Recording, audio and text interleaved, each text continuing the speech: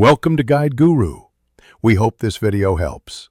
You begin by creating a site so you can share and organize work. Sign into Microsoft 365, open Sharepoint, and choose Create Site.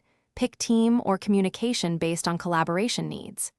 Enter a clear site name, description, and set privacy to private or public depending on sensitivity. Add owners and members now so permissions are correct from the start. Once done, configure the site address and default language. This prevents later conflicts and ensures consistent access across your organization. Next, build the structure that makes content findable and secure. Create document libraries for major content types, add folders sparingly, and define metadata columns so filtering works. Go to Site Permissions to assign owners, members, and visitors with least privilege. Break inheritance only when necessary.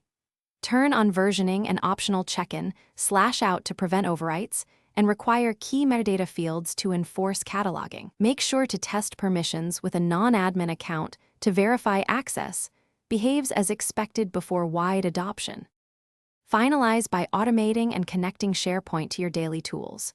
Create Power Automate flows for approvals, notifications, and file moves. Link your site to Teams channels and enable OneDrive sync for offline access.